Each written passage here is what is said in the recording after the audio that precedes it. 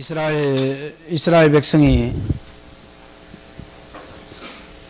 성막이라 할 때는 일단 여기가 들어가는 입구고 그 다음에 10m짜리 문이지요. 문인데 이 문은 예수 그리스도의 문대심을 상징한다 했지요. 누구든지 나로 말미암아 내가 문이니 누구든지 나로 말미암아 들어가는 자는 그 다음 뭐 꼴을 얻을 것이다. 그 말씀. 그 다음에 문대신 예수를 통해서 교회 안으로 제일 처음에 들어가면 만나는 게 뭐 됐습니까? 번제단이지요. 번제단은 예수님의 십자가를 상징한다 했지요. 번제라는 말 자체가 올리워지다라는 뜻인데 예수님이 십자가에 우리 죄를 지고 죽으실 것을 말하고 그 다음에 구약의 수백 마리의 수억 마리의 이 제단 위에서 죽어갔던 양들과 소들은 오실 예수 그리스도가 인간의 죄를 지고 죽을 것을 말합니다. 그 다음에 이제 여기 세숫대야가 하나 있는데 세숫대야를 안 하고 물두멍이라 그랬지요. 물두멍은 물을 담아두는 곳이고 이곳에서 이제 조그만 이런 무슨 상들이 있어서 여기서 제물을 죽이고 그 다음에 제물을 씻기도 하고 그 다음에 제사장이 여기 이제 성소와 지성소라는 방이 있는데 여기 번제단에서 이 방에 들어갈 때 수족을 씻어야 안 죽고 그 다음에 여기서 또 이리로 나갈 때 수족을 씻어야 죽지 않는 그래서 제사장이 봉사하는 그 봉사의 장소가 주로 이곳이다 있지요. 근데 이곳에서 봉사할 때에 씻는 것이 필수다. 성결이 필수다. 그래서 성결이 봉사의 기초가 되어질 것을 이야기하고 그 다음에 이제 그래서 문대신 예수를 통해서 십자가를 만나고 그 다음에 말씀을 통해서 내 자신을 씻는 것을 말합니다. 말씀은 정결케 하는 말씀인데 요한복음 15장 3절에 보면 내가 너희에게 일러준 말로 너희가 이미 깨끗해졌다 그랬고 그 다음에 시편 119편 10절 같은 데 보면 청년이 무엇으로 그 행실을 깨끗게 하리까? 하나님의 말씀을 따라 사람이 성결해지고 정결해지는 것은 하나님 말씀밖에 없다라는 것입니다. 그 다음에 이제 이 말씀을 통해서 사명 안으로 들어가지는데 성소 안에 들어가면 여기 이제 북편이죠. 북편에 있는 게 뭐냐면 금초대입니다.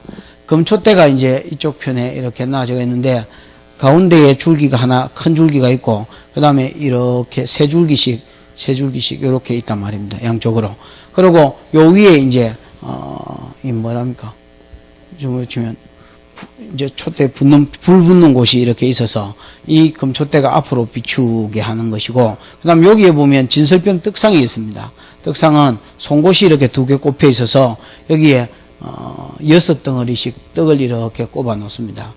거기 떡도 예수 그리스도를 상징하기도 하고 그 다음에 또 좀 이따가 다시 하겠습니다. 여기는 분향단이라고 그래가지고 여기에 향을 놔놨습니다. 그래서 이 향의 연기가 늘 이렇게 위로 올라가고 제사장이 여기서 제물의 피를 가지고 이 향단불에 바르고 그 다음에 이 죄인을 위해서 기도해주면 하나님이 제사함을 받았다 하는 선포를 해주고 그 선포를 여기 선포해주면 이 사람이 이제 기뻐가지고 돌아가는 것입니다. 그 다음에 여기는 휘장이 쳐져 있고 이 휘장은 예수 그리스도의 육체를 가리키고 그 다음에 이 막힌 담을 또 상징합니다. 그 다음에 여기는 이제 지난주에 했던 뭐가 있었습니까? 법궤가 있었댔지요. 법궤는 예수님의 인격을 상징한다 했지요. 그래서 여기는 나무로 돼 있고 아카시아 나무로 돼 있고 그 나무 위에 뭘 입혔댔습니까? 금으로 입혔댔지요. 그 다음에 그분 안에 뭘 집어넣었다? 율법의 요구를 집어넣었다 했지요. 이스라엘 백성이 율법을 지키겠다고 여호수아 24장에서 출애굽기 24장에서 피로 언약했기 때문에 만약에 율법을 어기면 죽는단 말이지요. 그래서 이스라엘 백성이 금송아지를 섬길 것을 하나님이 아셨고 그러면 죽을 것을 하나님이 아셔서 그러면 살리시기 위해서 하신 방법이 뭐냐? 여기에 속죄소라는 뚜껑을 만들었다 했지요. 이 뚜껑에 천사가 이렇게 내려다보고 있는데 하여튼 뭐 이렇게 날개를 펴가지고 있는데 율법의 요구는 치고 올라가다가 부딪혀서 하나님 앞에 못 올라가게 만들고 그 다음에 하나님이 볼 때는 여기 뭘 발라놔서 대속죄일 날 어린 양의 피를 발라서 하나님 볼 때는 피만 보이고 율법의 요구는 치고 올라가지 못하도록 그래서 이스라엘 백성이 죄가 간과되었다 했지요. 뚜껑 이름이 속죄소지요. 속죄소 이 뚜껑이 여러분 히브리어로 카파르라 했죠. 카파르 덮는다는 말인데 이게 왜 속죄소가 되느냐? 죄를 뭐 해버린단 말입니까? 죄를 덮어버린단 말이죠. 우리 죄가 없어진 게 아니고 죄가 있는데 죄를 덮어놓고 그 위에 어린 양의 피를 이 죄를 위해서 앞으로 죽을 예수 그리스도의 피를 상징하는 피를 여기에 딱 나눠서 그 죄를 간과해 준다, 덮어둔다라는 뜻이고 이게 뚜껑이 열리면 이스라엘이 망한다 했지요. 그래서 사무엘상 몇 장 6장에 보면 베세메스 사람들이 법궤가 블레셋에 내려갔다 왔을 때에 잠시 이렇게 들여다봤더니 그 일로 인해서 하나님 57,000명을 잡아 죽였다. 이제 그렇게 했습니다. 대충 이렇게 보고 오늘 할 거는 요거하고 뭡니까? 요거지요? 한번 보십시다.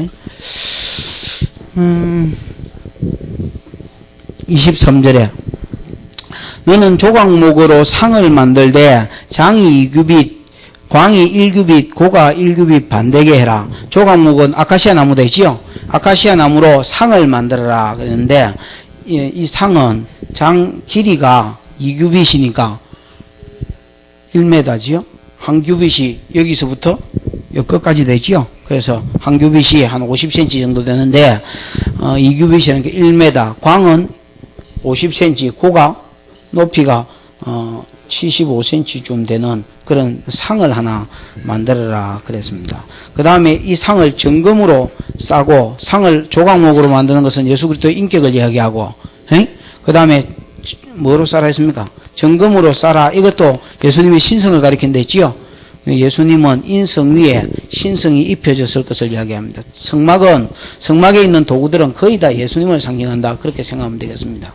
정금으로 싸고 주위에 금태를 두르고 그래 되어 있는데 주위에 금태를 둘렀다라는 것은 예수 그리스도의 영광 받으실 것을 이야기합니다. 주님이 인간의 몸을 입고 하나님으로서 인간의 몸을 입고 오셨지만은 장차 영광 받으실 것을 이야기합니다. 그 다음에 여러분 그 뒤에 보면 그 사면에 손바닥 넓이만한 턱을 만들어라 했지요. 턱을 만들고 그 턱 주위에 금으로 태를 만들고 이렇게 돼 있는데 이게 이제 뭐라고 설명을 해야 되노? 이게 이제 지금 우리가 하고 있는 상인데요. 이 상 주위에 턱을 만들어라. 와, 당구다이 같은 거 보면, 탁구다이는 그런 건데, 당구다이에 보면 이렇게 턱이 있지요? 턱이 있어서, 이 떡이 여러분 굉장히 큽니다. 한 덩어리가 크다한데, 이 큰 떡이 여기 턱에 딱 받쳐서 이렇게, 흔들리지 못하도록. 앞으로 성막이 여러분 움직이는 성전 아닙니까? 그죠?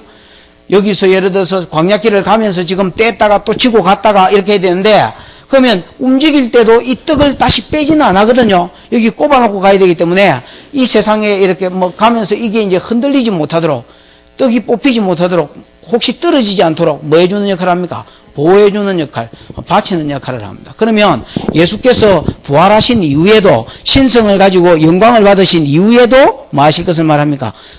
이 떡은 또 예수 그리스도를 상징하고 성도를 상징하는데 예수 그리스도의 성도, 자기 백성들을 뭐 하실 것을 보호해 줄 것을 상징합니다. 조금 이따 다시 한번 싹 다 하겠습니다만 대충 막 끌고 지나가가지고 다시 하십니다. 26절 그것을 위하여 금고리 넷을 만들어 그 내 발 위에 내 모퉁이에 달되 이거는 무슨 말이냐면 27절 턱 곁에 달라 이는 상멜 뭐다 했습니까? 채를 깰 곳이며 또 조각목으로 채를 만들고 금으로 쌓아 이것을 상을 이것으로 맬 것이다. 이래 돼 있지요. 민수기 4장 15절에 보면 성물은 만지지 못한다. 이래 돼 있거든요. 그러면 이게 이래 돼 있단 말입니다.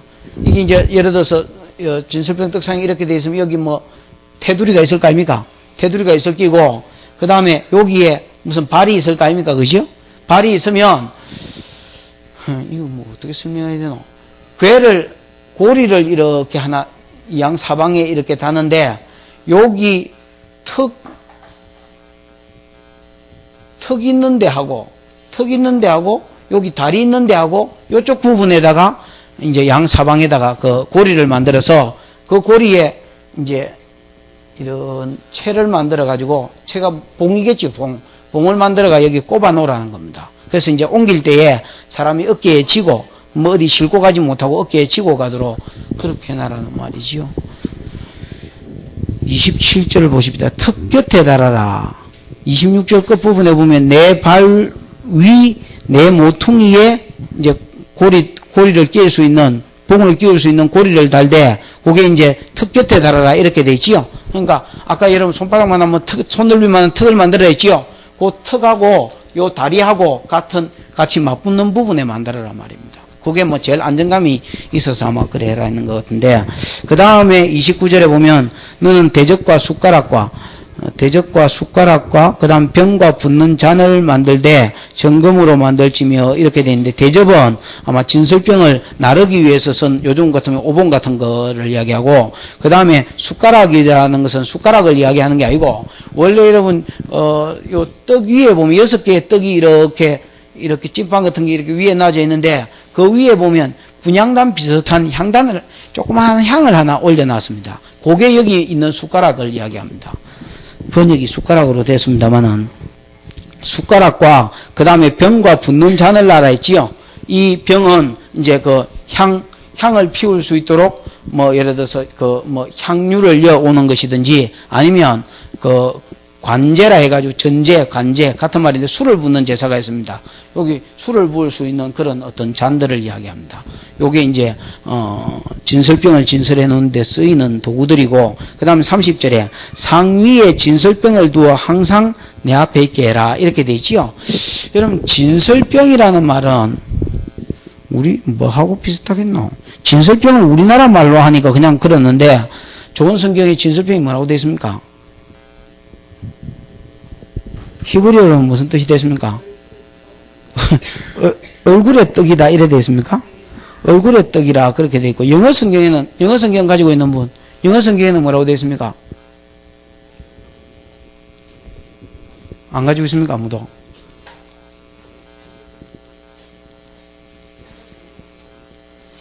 가지고 있는 분 손 들어 보이소. 뭐라고 되어 있습니까?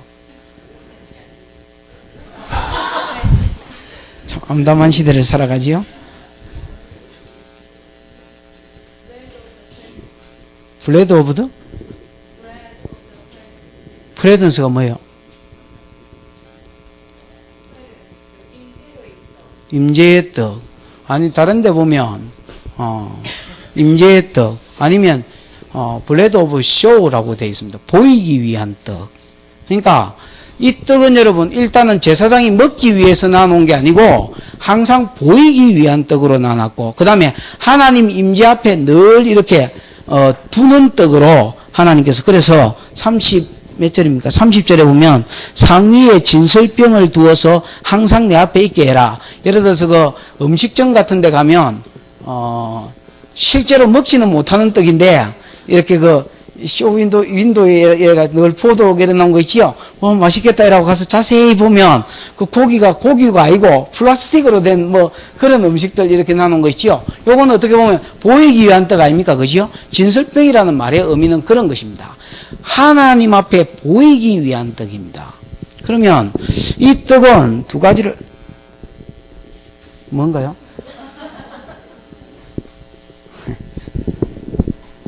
아마 안 하는 게 더 낫겠다.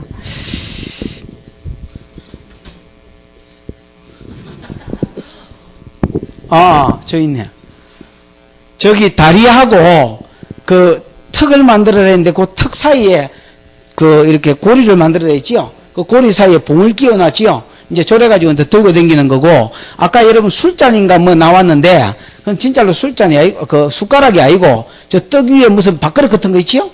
저게 저 숟가락으로 번역이 된 겁니다. 그 다음에 그 뒤에 보면 떡하고 떡 사이에 보면 뭐 길동한 말뚝 같은 게 하나 서 있지요. 여러분 잘 안 보이는데, 이게 이제 전제 때 붓는 그 물병, 술병, 물병 이런 걸 이야기합니다.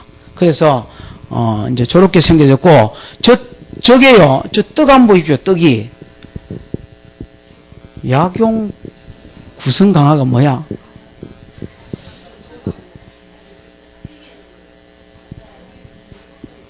저기 여러분 그 진설병, 상 크기가 얼마나 된다 했습니까? 아까 길이가 2m 된다 했지요.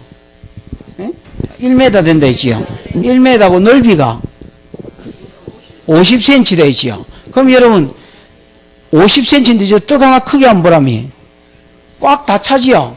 그러니까 떡 크기 하나가 지름이 약 50cm는 된단 말이지요. 50cm면 얼마나 됩니까? 50cm는 안 돼도 뭐 한 40 몇 cm는 될 거 아닙니까? 그죠? 그러니까 내 팔 길이만한 떡이다. 그죠? 여러분, 그 떡을 만드는데, 레위기 24장인가 내가 정확하게 기억이 안 나는데, 레위기 24장 2절, 3절 그 부분에 읽어보면, 떡을 만드는데 에바의 10분지 2로 만들어라 했거든요. 한 에바가 22리터입니다. 한 에바가 22리터니까 계산해 보십시오. 10분지 2면 몇 리터 정도 되겠습니까? 머리 좋은 사람. 5리터는 되나? 5리터는 안 되겠고 4리터하고 5리터 사이겠다. 그지요?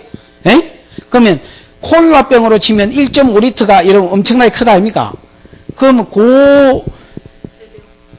두세 병 되는 그런 양인데, 그거 가지고 떡을 만들었으니까, 이게 이제 그 안에다가 유교를 넣지 않았기 때문에, 떡이 막 이렇게 부풀려 나지는 않습니다만은, 어쨌든 저 떡덩어리 하나를 봤을 때, 떡이 여러분 무진장 크다, 그죠? 저기 12개가 나지가 있는 거, 6개 나지가 있고, 가운데 송곳이고 돌피가 있어요. 그래서 이렇게 떡을 이렇게, 지금은 눈에는 안 보이지만은, 떡이 지금 박혀 있는 거라, 송곳에.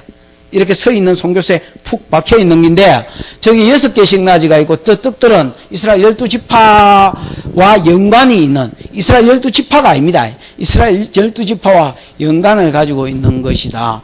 뭐, 그렇게 생각하면 되겠고, 그 다음에 떡 자체가 일단은 엄청나게 마다, 엄청나게 크다. 뭐, 요까지만 하고, 거기서 이제 헷갈린다. 저거만 보고 있으면. 자, 이 떡은, 예수 그리스도와 여러분 진설병 자체가 교제를 상징하고 상도 여러분 교제를 상징하고 떡도 교제를 상징합니다. 시편 23편의 이 5절인가 거기 보면 주께서 원수의 목전에서 내게 뭐를 베푸시고 상을 베푸시고, 그 다음에 여러분 사무엘상 9장인가? 사무엘하 9장이네. 사무엘하 9장 10절에 보면 다윗이 머비보셋을 향해서 하는 말이, 머비보셋은 앞으로 내 상에서 먹을 것이다. 이제 상에서 먹는다는 것 자체가 교제를 상징합니다. 교제. 이 교제는 두 가지 교제가 있는데, 하나는 이 떡이 상징하고 상이 상징하는 것은 두 가지 교제를 이야기합니다. 하나는 하나님과 우리 사이의 교제를 이야기합니다. 됐지요? 그 다음에 하나는 사람과 사람 사이의 교제를 이야기합니다. 하나님과 우리 사이의 교제를 이루기 위해서 진설병이 뭐냐면 예수 그리스도거든요. 에? 예수 그리스도께서 하신 일들이 있다라는 겁니다. 여기 본문에는 놔두고 또 다른데 진설병에 대해서 이야기하는 데가 하나 있는데 한번 찾아보십시다. 레위기 24장. 레위기 24장.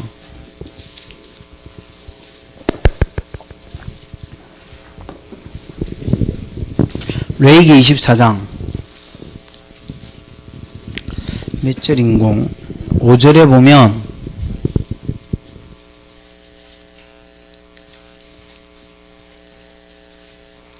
너는 고운 가루를 취해라 이래 되어 있지요? 고운 가루를 취하여 그 다음에 뭐 떡 12를 굽되 매덩이에 여기 나오네. 에바 10분의 2로 하여 이래 되어 있지요? 그러니까 10분의 2니까 한 4.5리터 되는 밀가루를 가지고 뭘 만들어 말이죠? 떡을 만들어 말이죠. 그 떡 자체가 굉장히 크다, 그지요? 한 덩이에 굉장히 크고, 6절에, 떡을 굽되 매덩이에 에바 10분의 2로 하고, 요 앞에 송결한 상 위에 두 줄로 한 줄에 6개씩 진술해라. 이래 돼 있지요? 이 진술병에 대한 이야기 아닙니까? 그러면 이 떡을 만드는 재료가 뭐냐면 고운 가루라. 고운 가루는 굵은 가루도 있다는 말이죠?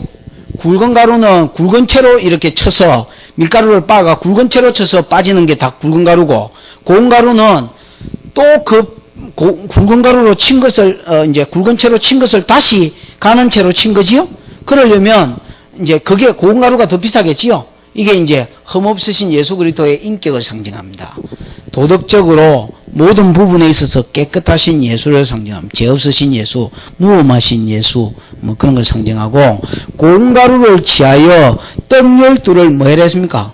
구워라 이렇게 되지요. 굽대라는 것은 예수께서 불을 지나실 것을 말합니다. 고난을 받으실 것을, 고난을 지나실 것을 이야기하지요. 여러분, 우리 레위기 2장 할 때 소재에 대해서 배웠지요. 1장은 십자가에 달리신 예수에 대해서, 번제에 대해서 배웠고, 2장은 소재에 대해서 배웠는데, 소재라는 말 자체가 미나라는 말이 되지요. 미나가 감사라는 말인데 뭐를 감사해야 되느냐? 예수께서 그 소재는 곡식을 드리는 제사인데 항상 고운 가루를 드리라 이래 되어 있습니다. 그죠? 고운 가루를 드리라 그래 되어 있고 고운 가루로 불에 굽든지 아니면 삶든지 아니면 번철에 붙이든지 찢이든지 부침개처럼 번철에 붙이든지 요렇게 해가지고 하나님 앞에 드리라 했거든요. 이 셋 다 불을 지나는 것입니다. 됐지요? 그 다음에 첫 열매도 드릴 수 있다. 이 세 가지가 이제 고운 가루를 그냥 드리는 소재도 있고, 그 다음에 구워서 삶아서 번철에 이렇게 뭐라노 이거. 그래서 뭐 떡이나 빈대떡이나 아니면 이런 걸 만들어 가지고 바칠 수도 있고, 그 다음에 첫 열매를 바칠 수도 있다. 이게 이제 소재인데 이 세 가지가 다 예수 그리스도의 흠없으신 예수, 흠없음에도 불구하고 불을 지나신 예수, 그 다음에 십자가의 고난을 받으신 예수지요. 그 다음 부활의 첫 열매 되신 예수. 그래서 우리가 무엇을 감사해야 되느냐? 장차 하나님께서 예수 그리스도를 우리에게 보내주시되 죄 없으신 예수가 우리 죄를 위해서 죽고 그 다음에 부활하심을 감사할 것을 뭐 요약해놓은 것인데, 그렇다면 여기에 보면 똑같습니다. 내용이. 그죠? 고운 가루를 취하여 떡 12를 굽되 매덩이에 에바 10분의 1을 구워라 그랬지요. 그러면 흠없으신 예수가 뭐 하실 것을 이야기합니까?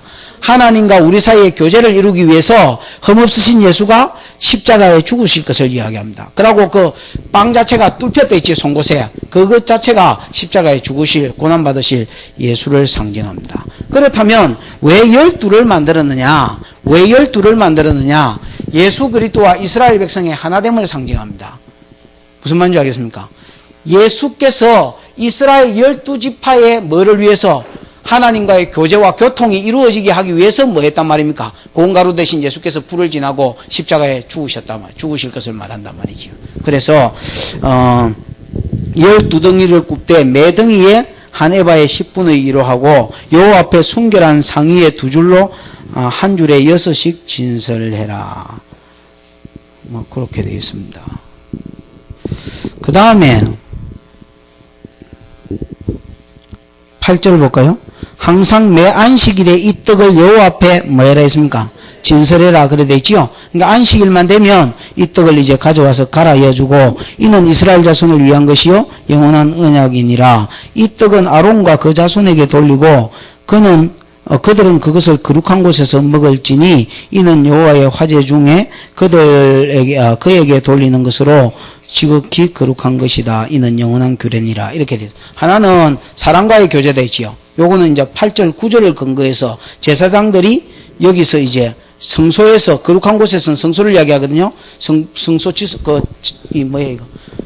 이 떡상이 있는 이곳에서 떡을 이제 서서 이렇게 먹었습니다. 그래서 성도들끼리 교제고, 하나는 하나님과의 교제다. 하나님과의 교제가 이루어지게 하기 위해서 흠없으신 예수가 뭘 주셨다? 십자가를 지시고 불 가운데로 지나신 것을 상징한다. 그렇게 한번 생각하면 되겠습니다. 다시 본문으로 한번 돌아보십시다.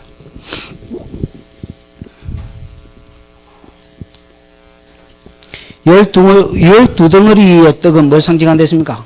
이스라엘 지파와 하나 될 것을 이야기한다 했지요. 그래서 예수님이 공생애에 제일 먼저 하신 것이 요한에게 세례를 받은 거다 했지요. 여러분, 공생애 때 제일 먼저 한 것이 사단에게 시험을 받은 것이 아닙니다. 시험 받은 것이 아니고 요한에게 가서 세례를 받은 것입니다. 요한에게 가서 세례를 받은 것은 지난번에 마태복음 할 때 설명을 했습니다만은 요한에게 가서 요한에 베푸신 세례는 무슨 세례가 됐습니까? 그 물세례인데 회개의 세례되지요. 예수님은 죄가 없는 분이지요. 근데 왜 회개의 세례를 받았느냐? 사람들과 같이, 죄인들과 같이 되었다라는 것에 대한 연합의 표시입니다.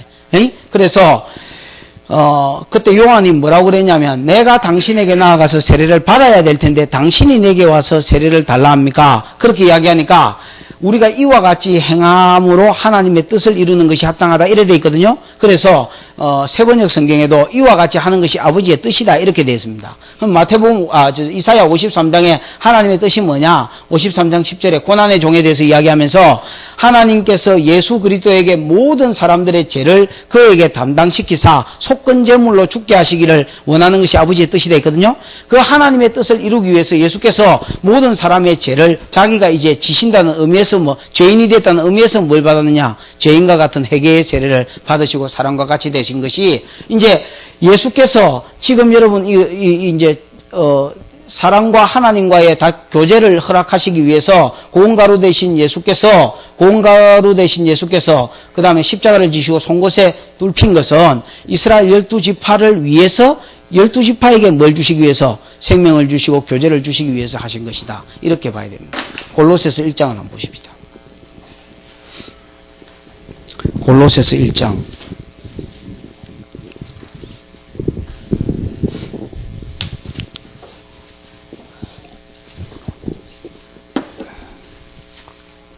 거기는 뭐라고 되어 있습니까? 18절. 골로새서 1장 18절. 한번 읽어보십시오.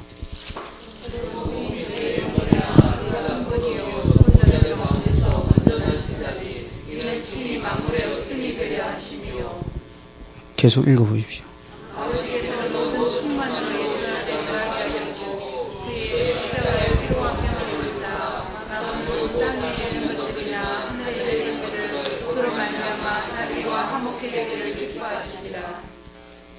전에 악한 행실로 멀리 떠나 마음으로 원수가 되었던 너희를 이제는 그의 육체의 죽음으로 말미암아 화목케 하사 너희를 거룩하고 흠없고 책망할 것이 없는 자로 그 앞에 하나님 앞이지요. 하나님 앞에 세우고자 하셨으니 너희가 만일 믿음에 거하고 그 터 위에 굳게 서서 너희의 들은 바 복음의 소망에서 흔들리지 아니하면 그러하리라. 이 복음은 천하 만민에게 전파된 것이 나 바울은 복음의 일꾼되었다. 이렇게 돼 있지요. 그래서 예수께서 교회의 머리가 되셔서 교회의 머리가 되셔서 20절에 보면 십자가의 피로 화평을 이루사 만물 곧 하늘에 있는 것이나 땅에 있는 것이 자기와 그로 말미암아 자기와 화목되게 하시기를 원한다 했지요. 예수로 말미암아 누구와? 하나님 아버지와 화목케 하는 것이 하나님 뜻이라. 그래서 전에 우리가 악한 행실 때문에 하나님과 원수되어 있었지만은 지금은 예수 그리스도의 죽으심으로 말미암아 거룩하고 흠없고 책망할 것이 없는 자로 하나님 앞에 세워져서 하나님 앞에 하나님과 뭐가 이루어졌단 말입니까? 교제가 이루어지고 화평이 이루어졌다라는 말이지요. 그래서 우리가 하나님과 화목게 된 것은 우리의 공로로 인하여 된 것이 아니고 하나님과 교제하게 된 것은 우리의 공로로 인하여 된 것이 아니고 예수 그리스도가 흠없으신 예수가 십자가에 죽으심으로 그 피로 말미암아 하나님과 우리 사이가 뭐 됐단 말입니까? 화목게 되졌다라는 말이죠. 그래서 교제가 이루어지고 교통이 이루어진 것을 이야기합니다. 물론 기도할 때에 그렇겠습니다만은 예수 그리스도를 믿는 그 믿음이 기초가 됐고 기도할 때에 그다음 성경을 읽을 때에 하나님 음성을 주기도 하고 또 교통이 이루어지기도 한다라는 거지요. 아까 제가 이제 말했던 진설병이 뭐냐? 진설병의 뜻이 뭐냐면 보여주는 떡이 되지요. 하나님 앞에 보이기 위한 떡. 그러면 하나님이 보시는 것은 뭐냐? 하나님이 교회 안에서 보는 것은 뭐냐? 사람을 보는, 우리를 보는 게 아닙니다. 우리를 보는 게 아니고 늘 누구를 본단 말입니까? 우리를 위해서 피 흘리신 예수를 보시고 그 예수를 통해서 우리를 바라본다. 그래서 우리와 뭐가 이루어진단 말입니까? 화목이 이루어지고 화평이 이루어지고 교제가 이루어진다라는 것입니다. 그래서 하나님 앞에 보이기 위한 떡으로 예수 그리스도가 세워졌다. 그 다음에 이제 이 진설병 떡은 뭘 가리키느냐? 성도와 성도 사이의 교제를 가리킵니다. 성도와 성도 사이의 교제. 아까도 이야기했지만 안식일 날 우리 25장 맨 9절인가 거기 보면 안식일 날 제사장들이 이곳에서 새 떡을 이렇게 교환합니다. 새 떡을 교환하고 이 떡을 제사장 가족들이 이곳에서 제사장 무리들이 쭉 이곳에 모여가지고 전부 다 그냥 떡을 먹습니다. 에?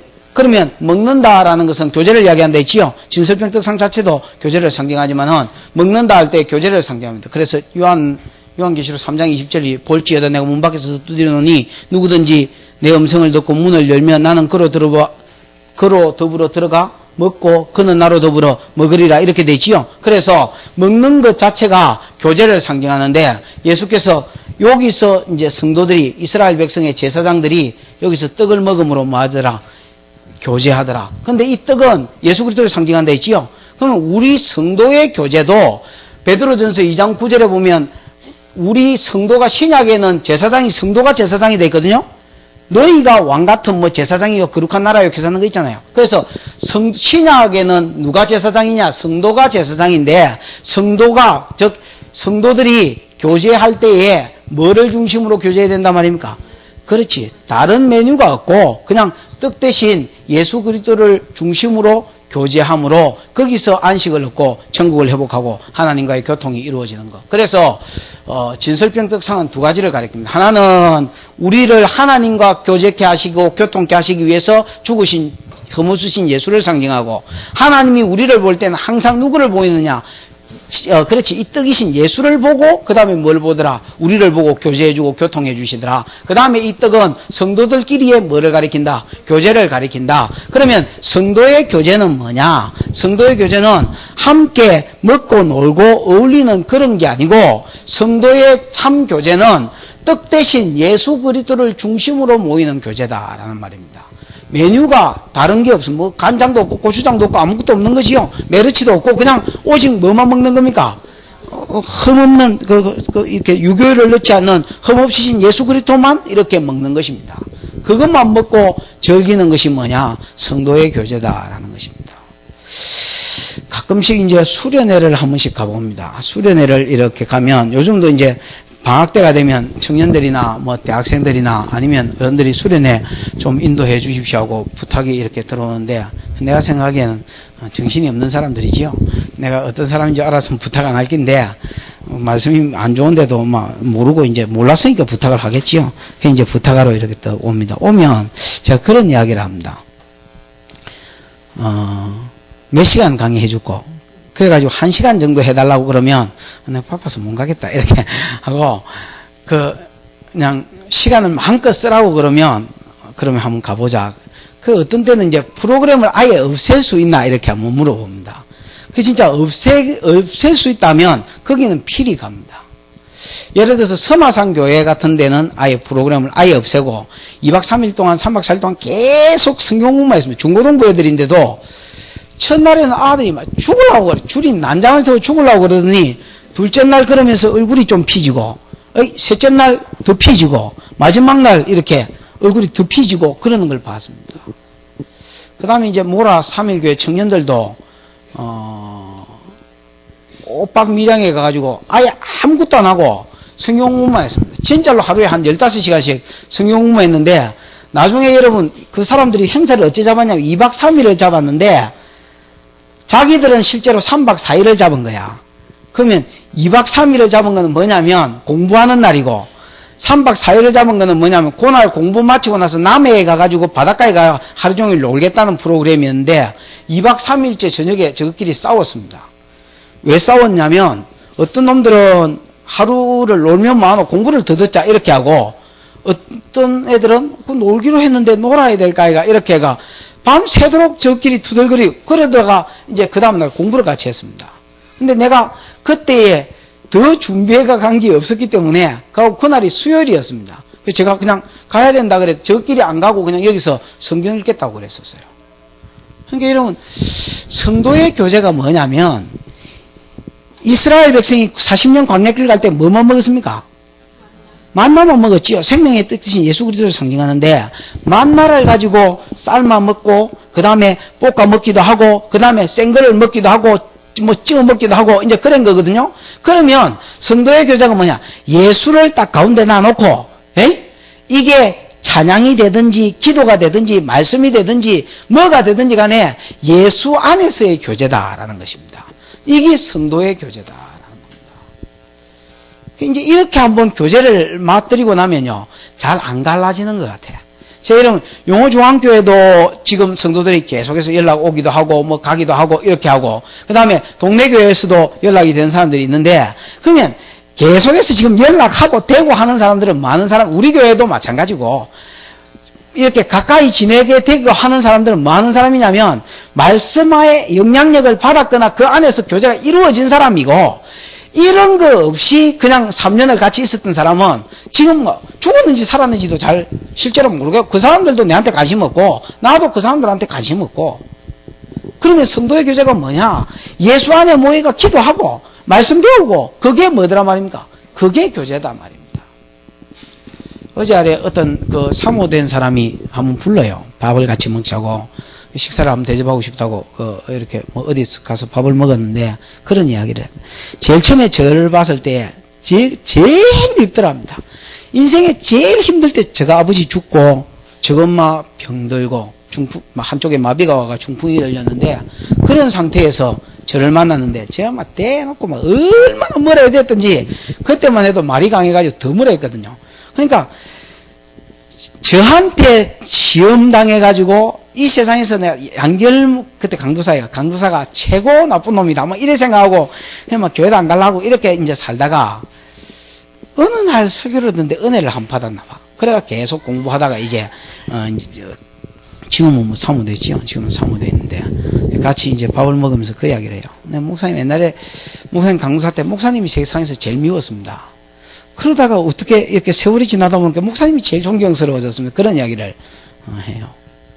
그럼 제일 존경스럽지는 않겠죠. 그냥 한 말이겠지만은 어쨌든 여러분 성도의 교제가 우리가 뭐 먹고 마시고 이런 걸 안 한다는 말이 아닙니다. 그런 게 없다는 말은 아닌데 무슨 교제가 있든지 간에 성도의 교제의 핵은 뭐다 말입니까? 그리스도 안에서 만남이고 그리스도 안에서 말씀으로 또 찬양으로 기도로 그 교제가 근본이고 그 다음에 뭐 나머지지 그런 교제가 없으면 그건 성도의 교제는 아니고 교회는 아니다라는 겁니다. 여러분 성경에 보면 제일 구약 성경에 교제가 잘 이루어진 두 사람이라면 누가 생각납니까? 아브라함과 누구? 다윗과 요나단 같은 사람이지요. 여러분 그 당시에 요나단은 왕자고 요나단 장가 같고 그 다음에 여러분 나라를 이어받을 사람이고 나이도 여러분 중년입니다. 중년. 그러면 다윗은 뭐 16세에서 아직 군대도 안 갔으니까 군대 20세부터 60세까지 군대 가거든요. 군대도 안 가가지고 다윗은 심부름 갔거든요. 셋째 형까지가 그 군대에 갔고 1년에 하나씩만 낳았다 해도 다윗이 16살이 잘 안 될 나이입니다. 그 나이에 다윗이 여러분 요나단하고 친구가 됩니다. 장가도 안 갔고 목동이고 핫발이고 그런데 이게 어째 친구가 됐어요? 어떻게 친구가 되느냐? 다윗이 17장에서 골리앗이 이스라엘을 욕하고 하나님 못 오가는 소리를 안 했습니까? 그 이야기를 듣고 어떻게 저 죽은 개같은 놈이 하나님을 욕하노? 그러면서 내가 가서 싸우겠다 했거든요. 그때에 왕이 안 된다 했습니다. 안 된다 하니까 저는 용사고 니는 소년이라. 그랬을 때 뭐라 했냐면 내가 애비의 양을 칠 때 사자와 곰이 와서 내 양새끼를 물어 들어갈 때 내가 사자와 곰도 쳤다. 하물며 저 할례 없는 블레셋 사람이 하나님의 이름을 모독하는 것이니까 그러면서 여러분 자기가 뭐라 하느냐면 두 가지를 알게 하려 함이라 그랬습니다. 다윗이 전쟁한 목적은 다른 사람으로 알게 하려 함입니다. 뭐를 알게 하려 함이냐? 이스라엘 가운데 하나님이 살아계시는 것과 전쟁이 하나님께 속하여서 칼과 단창에 있는 것이 아니고 하나님께 속했다라는 것을 내가 이스라엘 백성에게 알게 하려고 그런다 했습니다. 그러면서 나아갔더니 물맷돌 한 개에 자빠졌다 아닙니까? 그래가지고 지도 칼이 없어가지고 골리앗 칼 빼가 쓸어가지고 이제 모가지 들고 왔을 때에 요나단의 마음이 다윗의 마음과 연락됐다고 18장에서 이야기합니다. 17장에서는 그냥 전쟁 이야기고 18장에 요 이야기를 했을 때 그 사울 옆에 요나단이 서 있었거든요. 그 말을 듣고 전쟁에서 이기고 돌아온 다윗을 보면서 요나단의 마음이 다윗의 마음과 연락됐다. 딱 달라붙었단 말입니다. 그럼 어떻게 이런 교통이 이루어졌느냐? 사무엘상 14장을 보면 지금 17장 18장인데 14장을 보면 그 당시에 블레셋이 이스라엘 정복했을 때입니다. 근데 이스라엘 백성이 블레셋의 수비대를 블레셋 사람이 수비대를 세워가 이스라엘 꼼짝도 없이 이렇게 울고매고 있었을 때에 이스라엘 백성이 전부 다 블레셋 사람한테 쩔쩔매고 있었고 그 신들을 섬기고 있었고 이런 실정이었습니다.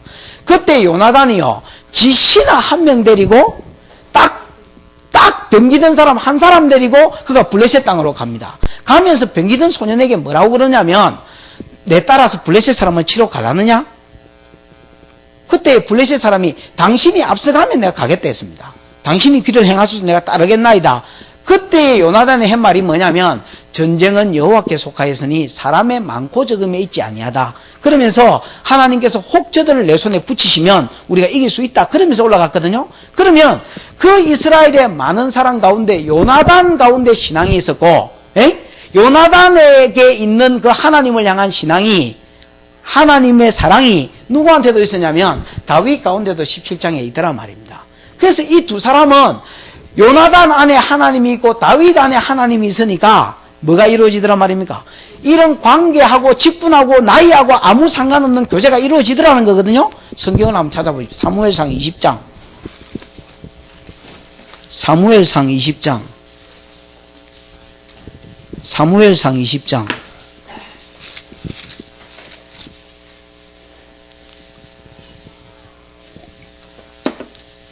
내가 몇 절 이야기하려고 그런지 빨리 찾아보이소.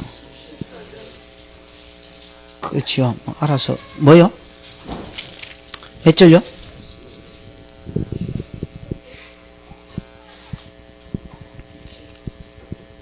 그 23절 맞네, 그래요.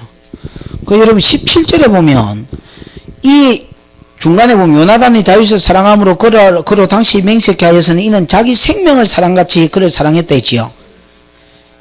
그 다음에 여러분 그 요나단이 죽었을 때 다윗의 고백인데 여인의 사랑보다 더 성했다 했지요. 어떻게 했으면 생명보다 더 사랑할 수 있었느냐. 23절에 보면 내가 너와 내가 말한 이 일에 대해서는 여호와께서 너와 나 사이에 영영토록 계시느니라 이래 되어 있습니다. 그 다음에 여러분 그 한 장 뒤로 넘겨서 보면 20장 맨 끝뒷절에 보면 중간에 보면 여호와 이름으로 맹세하여 이르기를 여호와께서 영원히 나와 너 사이에 계시고 내 자손과 네 자손 사이에 계시리라 하였다 이래 돼 있지요. 그러면 다윗과 요나단 사이에는 너와 내 사이에 여호와께서 계시고 또 나와 너 사이에 누가 계시고 여호와께서 또 내 자손과 네 자손 사이에 누가 여호와께서 영영히 계신다. 그러면 요나단에게 있었던 하나님이 누구에게 있었더란 말입니까? 그 불신인 시대 가운데 그 소년이었지만 비록 어린아이였고 비참한 인물이었지만은 다윗 속에 있는 하나님을 요나단 지속에 있던 하나님을 다윗 속에서 봤을 때에 여인을 사랑함보다 더 사랑하고 자기 생명을 사랑함보다 더 사랑하는 그 사랑이 있어서 그 사랑이 그들을 멸버리고 엮어버리고 그 자손 사이를 엮더란 말이죠. 그래서 사울이 죽었을 때에 머비보셋 요나단의 아들 머비보셋에게 은총을 베푼다 아닙니까? 그게 이제 계속 대를 이어지는 사랑이거든요. 그런 여러분 교제와 관계는 그거 여러분 어떤 뭐랍니까? 뭐 유익이나 손익관계에 의해서 맺어진 어떤 관계보다 더 뭐하더라 말입니까? 돈독하고 이것이 교회 안에서의 교제더란 말입니다. 여러분 요나단만 다윗을 사랑했습니까? 골리앗 이기고 왔을 때에? 아닙니다. 18장에 보면요 사울도 심히 사랑했다 했습니다. 근데 사울이 사랑한 거하고 요나단이 다윗을 사랑한 건 틀립니다. 요나단이 다윗을 사랑한 것은 자기 속에 있는 하나님과 하나님 사랑이 그 속에 있었고 영이 같았기 때문이지요. 근데 여러분 사울은 왜 사랑했느냐 다윗을? 일마가 내 곁에 있으면 골리앗을 이기는 거 보니까 16살 소년이 골리앗 이기는 거 보니까 한 26살 되면 얼마나 이기 싸움 잘하겠노 이래 싶어가지고 옆에 둔기거든요. 그러니까 여러분 하나님하고 무슨 상관이 있어서 관계를 맺은 게 아니고 그를 사랑하고 군대의 장으로 삼은 게 아니고 뭐 때문이었습니까? 순전히 자기의 어떤 손익관계 때문에거든요. 그러니까 나중에 여러분 18장을 넘어와서 여자들이 궁디 흔들면서 천천히요 만만히요 노래 불렀다 아닙니까? 사울이 죽인 자는 천천 다윗이 죽인 자는 만만히 됐을 때 오히려 여러분 다윗을 미워해서 뭐 하려고 합니까? 죽이려고 하더라는 거야. 미가엘도 그것만 사랑했나? 미가엘도 사랑했어. 이거는 육적인 사랑이기 때문에 나중에 지 마음에 안 맞게 틀리더라는 거야. 그럼 이거 전부 다 뭡니까? 많은 사랑 가운데 하나님이 너와 나 사이에 있고 예수 그리스도가 너와 나 사이에서 맺어진 교통은 그거는 죽을 때까지 뭐 한단 말입니까? 안 끊어지고 그 자식이 나도 안 끊어지는 교제가 될 수 있고 그 외의 교제는 참 교제가 아니더라는 것이요. 그는 세상의 교제지 참 교제는 아니더라라는 것입니다. 우리가 교회 안에서도 그런 걸 봅니다. 가끔씩 여러분 돈을 빌려주고 그 다음에 이제 그 빌려준 돈 때문에 끈끈한 정이 얽혀가지고 그런 사람들 여러분 참 나중에 보면 금방은 돈 빌릴 전후에는 억수로 친한 것 같이 이렇게 지내다가 나중에 여러분 등돌리 되고 이러는 거 많이 보지요? 오히려 교회 안에 교제를 깨트리는 결과를 낳습니다. 그 다음에 여러분 뭐 예를 들어서 무슨 자기 교회 안에 업을 이루기 위해서 교회 안에 들어온 것들이 있습니다. 그렇기 위해서 들어오지는 않았다 할지라도 또 들어와가 그걸 더 힘쓰는 사람, 그런 사람들은요 교회 안에 오히려 교제를 깨트리는 사람입니다. 대부분 교회가 여러분 분노하고 어떤 사람들이 분노할 때 그 이유를 보십시오. 왜 분노하는가? 그리스도 안에서 교제가 이루어지지 않았을 때에 그 외에 다른 외적인 조건 때문에, 손익관계 때문에 교제가 이루어졌을 때에 교회 한 성도가 한 성도를 향해서 분노하고 그러면서 교회가 갈라지고 깨지는 거 많이 봅니다.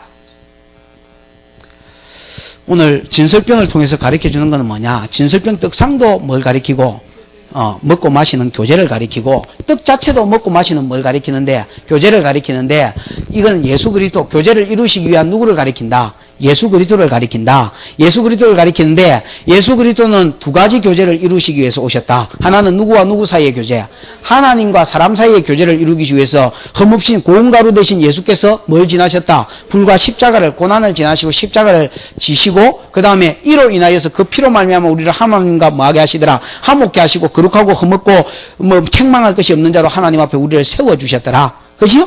이것이 우리에게 주신 첫 번째 예수 그리스도의 교제를 주신 것이고, 두 번째는 사람과 사람 사이에 뭘 주시더라? 교제를 주시더라. 뭐 다른 메뉴 절대 없고 딱 누구를? 생명의 떡 대신 예수 그리스도를 중간에 놓고 이 떡으로 말미암아 기도 안에서 교제하든지 말씀 안에서 교제하든지 찬양 안에서 교제하든지 이런 교제는 뭐 하는 교제다? 깨지지 않는 하나님이 너와 나 사이에 계시는 그런 교제더라. 오늘날 교회의 교제가 이제 이런 데서 벗어났기 때문에 이제 교회가 나누어지고 교회가 세상하고 비슷하게 되고 뭐 예배 마치면 그냥 찢어지고 나누어지는 그런 가족 같지 않는 그런 교제지. 예수 그리스도 안에 있으면 가족 이상이지요. 가족이 뭡니까? 가족 훨씬 이상이지요. 그런 교제가 이루어지더라. 그러면 이런 교제 가운데 있는 하나님과 교통이 이루어지고 사람과의 교통이 이루어지는 가운데 있는 성도들은 어떤 복을 주님이 주시느냐? 아까 여러분 이 턱을 만들고 그게 이런 다른 영어 성경에 보면 크라운이라고 되어 있는 데도 있습니다. 그러니까 면류관을 상징합니다. 여기 왜 이 금으로 이 태를 만들어낸 거 아니십니까? 그죠? 그게 다른 어떤 번역에 보면 이 면류관을 상징하는, 그래서 이렇게 면류관처럼 이렇게 되어 있습니다. 그 사진에도 아까 그 봤잖아. 저 쪽비다에 서 있는 거 저거를 여러분 어떤 번역에는 면류관이라고 그렇게 해놨습니다. 예수님이 영광을 받으신 이후에도 그 영광 가운데서 자기 백성을 뭐 하시겠단 말입니까? 보호해 주시겠다는 약속입니다. 하나님과의 교통이 이루어지고 그 다음에 사람과의 교통이 그리스도 안에서 이루어지는 교제가 이루어지는 자들은, 그런 자들은 교회고, 그런 자들은 주님께서 광야길 가는 동안에 뭐 해주실 것을 보호해 주시고 임마누엘 해주실 것을 상징하는 겁니다. 그 다음에 조금 더 뒤에 조금 빨리 해서 한 군데만 더 보십시다.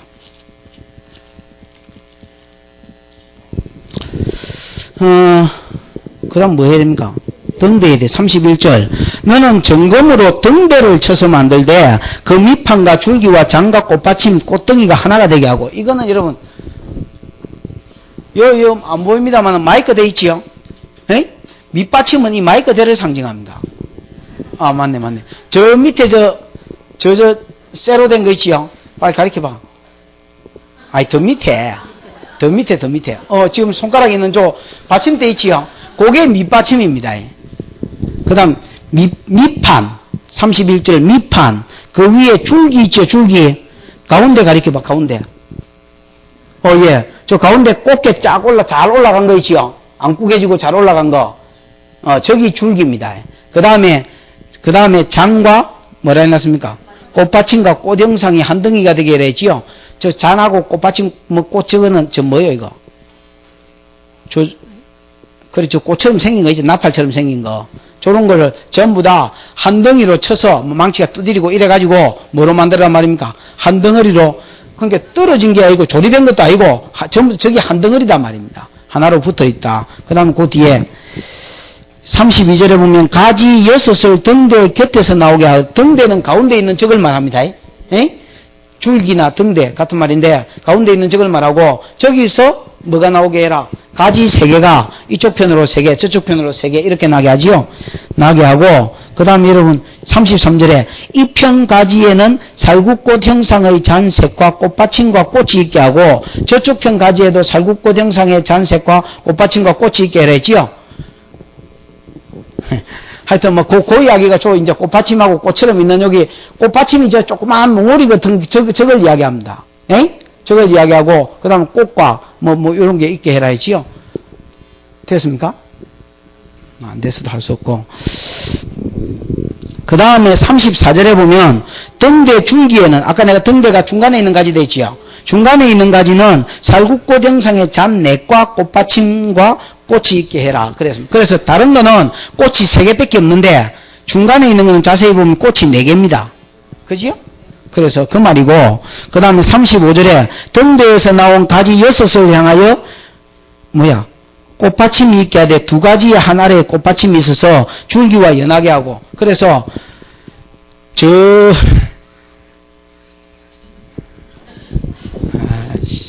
가본다.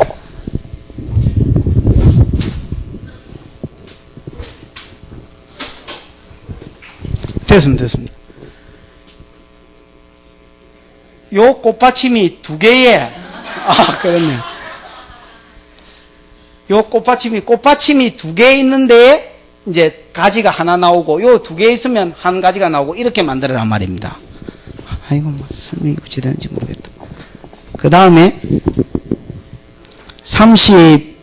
36절, 꽃받침과 가지를 줄기와 연하게 하여 전부를 정금으로 쳐서 만들고, 연하게라는 것은 하나로 붙이란 말이지요. 하나로 붙이란 말이고, 그 다음에 등잔 7을 만들어서 그 위에 두어서 등잔 7이라는 거, 저 꼭대기에 있는 봉우리 같은 거 7개 있지요? 거기 등잔입니다. 등잔 7을 만들어서 그 위에 두어서 앞을 비치게 해라. 이래 돼 있지요? 그래서 여러분, 저 봉우리 끈티에 보면 조그마한 게 뭐 하나 세워져 있습니다. 빨리 가르쳐봐. 예. 나발도 아니고 조금 이상한 게 이렇게 딱 서 있지요? 병풍 같은 조그만 병풍이 서 있지요? 저게 이제 어떤 역할을 해주냐면, 제가 보기에 저 잘못 못 만드는 것 같은데, 어떤 역할을 해주냐면, 전등이 있으면, 이게 이제, 옛날에 우리 가로등에서 애인하고 뽀뽀하고 할 때 이런 거 많이 했다 아닙니까? 가로등이 이렇게 있으면 이래 된 가로등 아니습니까? 전구가 이래서 뒤에 받쳐주는 거 있지요? 여기 이제 어떤 역할을 하냐면 요쪽으로만 불이 비치도록 해주는 역할을 안 합니까? 그지요? 이 등대가 뒤에 있어서 앞으로 빛이 다 비칠 수도 있지만 완전히 가리쁘면 뒤는 아예 어두울 거니까 적당하게 딱 가려서 앞으로 비치는 역할을 하기 위해서 세워놓은 겁니다. 그럼 그 앞에 맞은편에는 뭐가 있느냐? 진설병 떡상이 있단 말입니다. 됐지요? 그렇습니다. 저게 이제 일반적으로 불리울 때는 금초대 또는 순금등대 이렇게 불리는 겁니다. 그럼 여러분, 저 등대 자체는 뭘 가리키느냐? 내가 뭐 자세히 할 수는 없고, 요한계시록 1장 20절, 요한계시록 1장 12절부터 한번 보십시오. 이제 이거 끄도 됩니다. 요한계시록 1장 12절, 13절. 찾았습니까?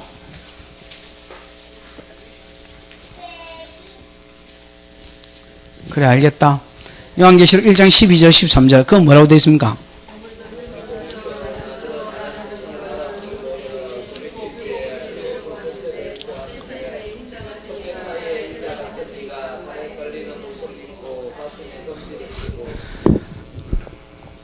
아직 읽고 있는 사람도 있네요.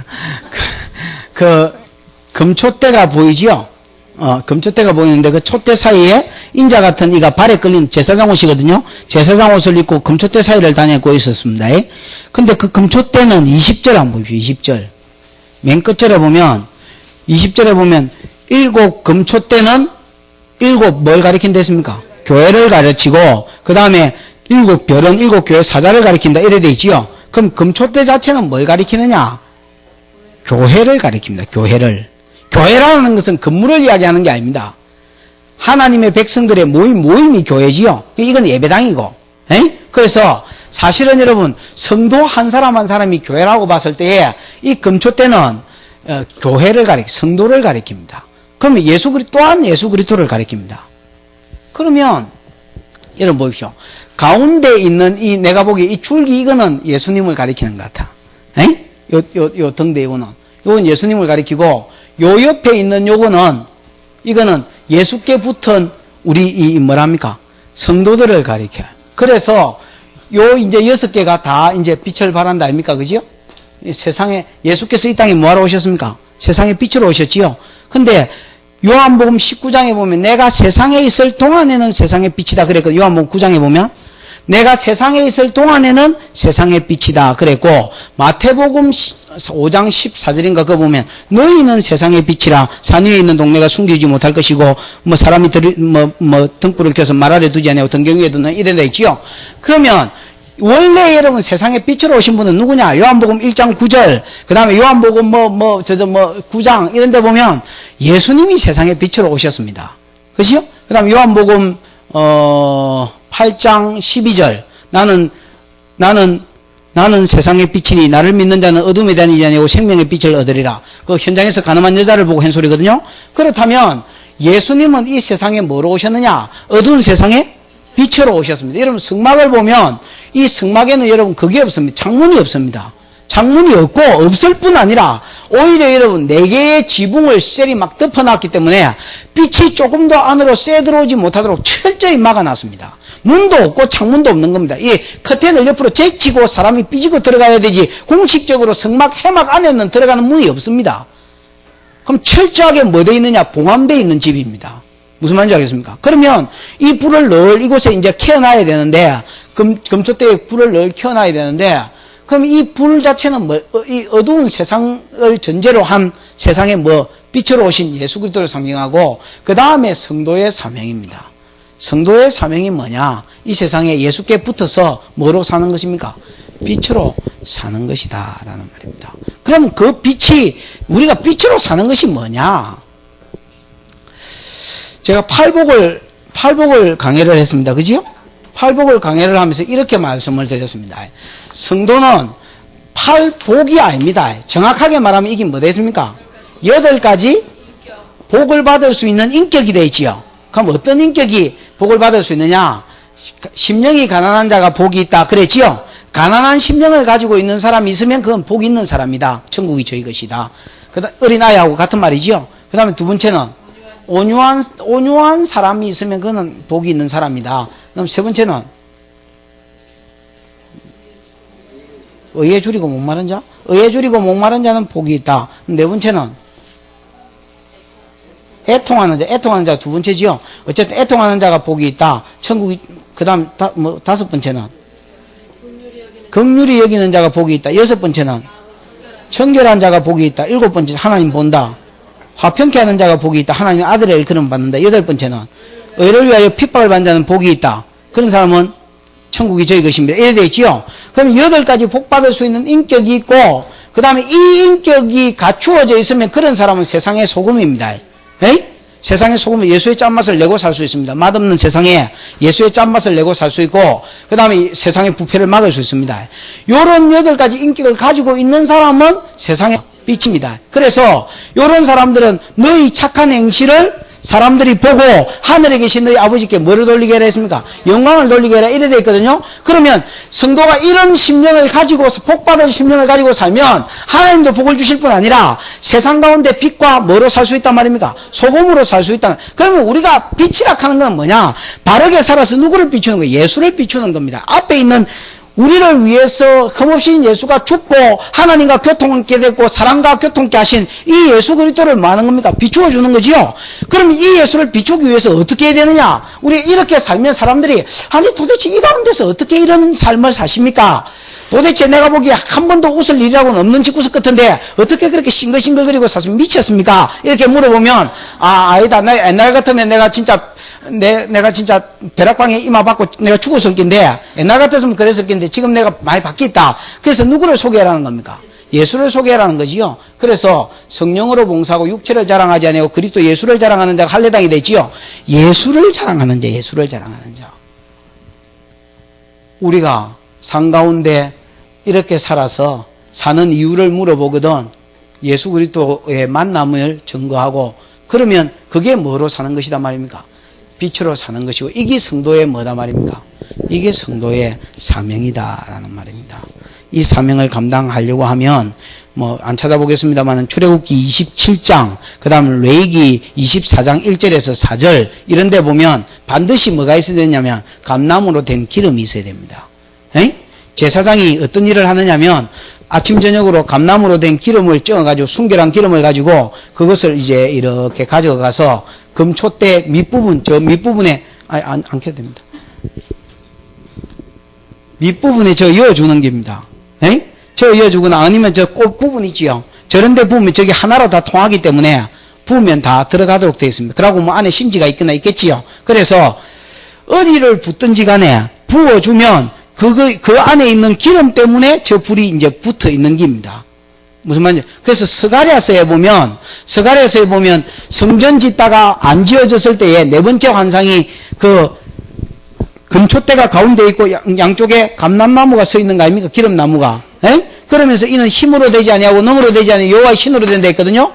스가랴가 하나님의 일을 하는데 왜 안 되느냐? 방해하는 사단의 세력이 있기 때문에 그게 안 되는 기다 말이야. 네 힘으로 안 되는 기다 말이야. 근데 어떻게 하면 되느냐? 성령의 공급함을 받으면 교회가 된다는 거지요. 큰 산아 네가 무엇이냐? 스룹바벨 앞에서 평지가 되라. 그래서 우리가 성령의 힘을 받아서 일을 해야 되는 것이고, 우리가 복음 증거한다면 하나님 그런 자에게는, 사명을 감당하는 자에게는 어떤 복을 주시느냐? 성령을 기름부터 부어주신다는 말입니다. 성령을 기름 붓듯이 주께서 돌아다니면서 부어주시고, 그래서 끝까지 그 사명을 감당할 수 있도록 하나님께서 힘을 준단 말이죠. 요한계시록 3장에 보면 복음을 증거하는 나의 두 증인에게는, 4절에 보면 금촛대와 두 감람나무의 복을 주셔서, 5절에 보면 누구든지 저희를 해하고자 한 적 엘리야의 능력과 그 다음 모세의 능력으로 저희를 이기게 해주겠다. 그렇게 약속했지요. 그 약속이 복음 전하는 자에게, 사명을 감당하는 자에게 주신 약속이다. 모세의 실수가 뭡니까? 이스라엘 백성을 구원하려고 했는데 지 힘으로 이스라엘 백성을 구원하려고 한 거지요. 오늘날 교회 안의 실수가 그런 것이고, 만약에 교회가 예수 그리스도께 붙어서 그 다음에 성령의 은혜를 공급받으면 세상에 뭐로 살 수 있다? 빛으로 살 수 있다. 이것이 예수 그리스도가 이 땅에 우리에게 남겨주신 빛대심이고 그 빛을 받은 자의 사명입니다. 이 세상은 어두운 세상이고 뭐로 살아라는 겁니까? 빛으로 성도가 살 것을 이야기합니다. 그러면 이 순서가 지금 이렇게 안 됐습니다만 어쨌든 우리가 예수를 만나고 그 다음에 여러분 번제단을 만나고 그 다음 십자가를 만나고 물두멍을 만나서 말씀으로 정결게 되면 해야 될 일이 있다라는 겁니다. 그게 뭐냐? 사명인데 그래. 세상에 뭐로 사는 것입니까? 빛으로 사는 것과 그 다음에 이 세상 가운데서 교회 안에서 성도들과 뭐 하는 것입니까? 하나님과의 교제는 기본이지만은 이걸 이루어주기 위해서 예수가 죽었다 아닙니까? 그죠? 우리끼리 이제 뭐 하는 겁니까? 성도끼리 그리스도를 중심으로 교통하는 것이고, 여기에 하나 더 있다면 분양하는 이 중보하는 일을 하거든요. 성도끼리 중보하고 그 다음 기도하는 기도 생활이 있어야 되고, 이 세 가지가 성도가 십자가 만나고 말씀 받은 성도가 해야 될 일인데 그 중에 두 가지는 했다는 겁니다. 요 세 가지가 이루어지면 그 뒤에 휘장이 무너지면서 지성소에 들어가거든요. 지성소는 장과 관과 고가 같은 것으로서 요한계시록 21장에 보면 유일하게 천국이 새 예루살렘이 장과 관과 고가 같아 있지요. 그리고 황금으로 된 집이거든요. 에이? 여기는 천국을 상징하는데 이 세 가지 삶이 이루어지면 그것이 천국이다 말입니다.